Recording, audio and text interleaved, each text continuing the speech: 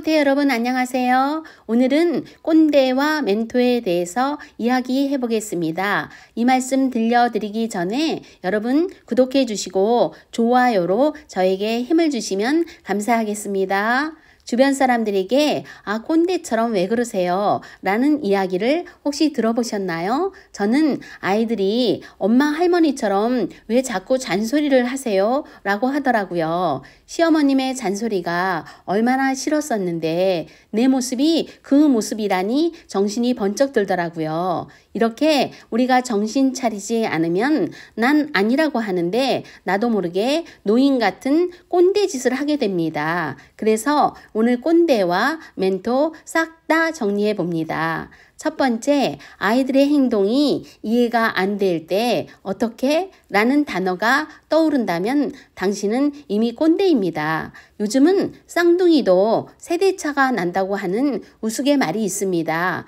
그런데 하물며 몇십 년의 간극이 있는 아이들과의 관계는 어떻겠어요? 당연히 다르죠. 그러니까 이해 안 되는 아이들 행동을 볼 때 내가 살아온 삶을 기준으로 판단해서 어떻게 저럴 수가 있어 하지 마시고 요즘 세상은 어떤지 저럴 수도 있는지 왜 아이들이 그랬는지를 체크해 봐야 합니다. 왜냐하면 그때는 맞았던 그 일이 요즘은 틀릴 수도 있고 그때는 틀렸던 그 일이 요즘은 맞을 수도 있거든요. 우리는 요즘 세상을 사는 거잖아요. 그러니까 모든 일을 판단할 때 내 기준으로 어떻게가 아닌 요즘 세상을 돌아보며 왜를 먼저 생각하고 판단해 주세요.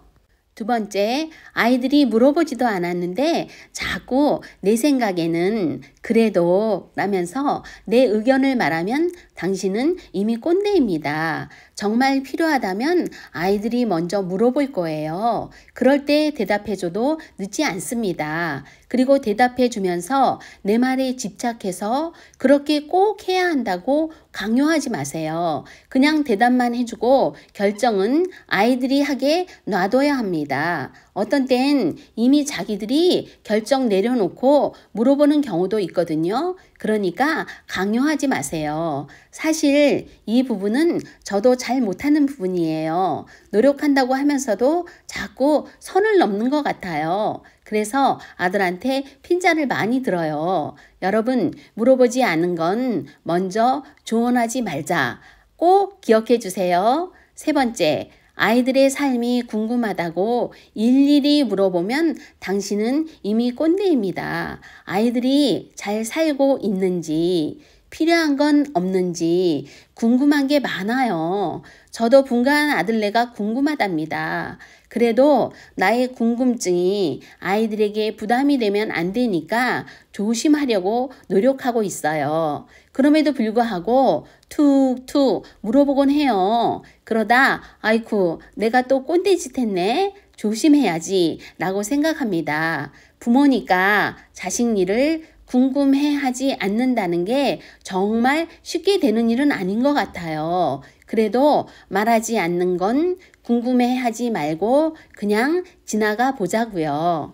네 번째, 부모, 자식 또는 시어머니, 며느리 관계에서 거슬린다고 내가 하고 싶은 말을 다 한다면 당신은 이미 꼰대입니다. 아이들에게 하고 싶은 말이 있어도 좀 참아보세요. 아이들이 몰라서 그런다고 생각하지도 말고 내 말을 듣고 아이들이 변화할 거라고도 생각하지 마세요. 그냥 아이들을 존중해주고 조금만, 아주 조금만 기다려보세요. 그럼 아이들이 오히려 내가 말하고 싶었던 쪽으로 바뀌는 경우가 많더라고요. 말을 하는 것보다 믿어주고 기다려주는 게 먼저입니다. 그리고 아이들이 직장에 있을 때 전화하지 마세요. 특히 며느리한테는 더더욱 전화하시면 안 됩니다. 내 자식이라면 전화 받을 상황이 안 되면 엄마 나중에요 라고 말할 수도 있지만 며느리는 사실 그렇게 못하거든요. 시어머니가 전화하니까 직장에서 일하다가 눈치 보면서 받는 거예요. 그러니까 아이들에게 할 이야기가 있다면 아이들이 시간 날 때 대답할 수 있도록 톡으로 대화해 주세요. 그리고 톡을 보낸 후에는 빨리 읽었네, 안 읽었네 이러지 마시고 지금 톡 읽을 상황이 안 되나 보구나 라고 이해해 주세요. 이렇게 대화할 때 하고 싶은 말은 참고 말을 할 땐 아이들을 존중해 주고 아이들의 상황을 배려해 주어야 멘토가 되는 겁니다. 5번째, 분가한 아이들이 자꾸 궁금하고 뭔가 필요할 것 같아요. 그래서 도와달라고 하지도 않았는데 미리미리 챙겨준다면 당신은 이미 꼰대입니다. 아이들을 성인으로 인정해주고 존중해주세요. 우리가 보기에 미흡해 보여도 아이들이 그 과정을 거치면서 성장해 가는 겁니다. 우리도 다 그렇게 살아왔어요. 그런데 아이들이 요구하기도 전에 다 해주니까 의존적이며 아무것도 못하는 아이들이 되거나 부모의 간섭을 극도로 싫어하거나 둘 중 하나가 되는 겁니다. 제발 내 생각으로 먼저 도와주지 말고 아이들이 손 내밀 때까지 기다리다가 손 내밀 때 확실하게 도와주세요. 저는 장가간 아들이 같은 아파트 단지에 살고 있습니다. 그런데 불시에 아들 집에 찾아간다거나 아이들이 말하지 않은 걸 해준다거나 그렇게 하지 않습니다. 그냥 아이들이 도와달라고 할 때만 말없이 도와주고 있어요.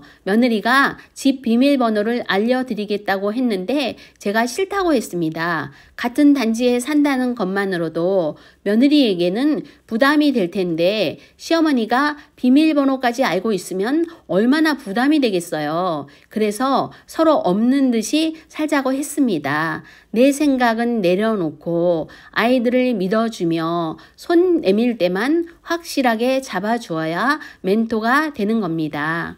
6번째, 대화하면서 자꾸 옛날엔, 나 때는 이런 단어를 많이 사용한다면 당신은 이미 꼰대입니다. 아이들과 대화할 때 나 때의 삶을 인정받으려고 자꾸 이야기하지 마세요. 사실 아이들은 아무리 설명해도 모릅니다. 자기들이 경험해보지 않았던 삶이니까 그냥 듣는 거지 어떻게 이해가 되겠어요. 저희 시어머님은 엄청 고생을 많이 하셨다고 해요.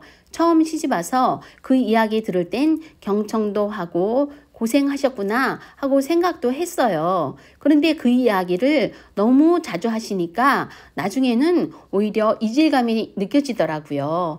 사실 한두 번 어머님이 힘드셨겠구나까지만 생각할 수 있는 거지 그 이상의 공감은 되지 않았습니다. 제가 함께 겪은 일이 아니었으니까요. 그것처럼 아이들도 마찬가지예요. 내가 겪은 그 일을 절대 동질화할 수 없을 거예요. 그러니 나 때의 삶은 그냥 내가 가지고 가는 겁니다. 오히려 아이들에게는 요즘 세상을 배워야 해요. 자꾸 나 때는 하지 말고 요즘은 어떠니 하며 아이들에게 물어보고 배워주세요. 나 때의 토대 위에 요즘 세대의 변화를 잘 받아들여서 아이들과 소통하는 멘토가 진정한 멘토입니다.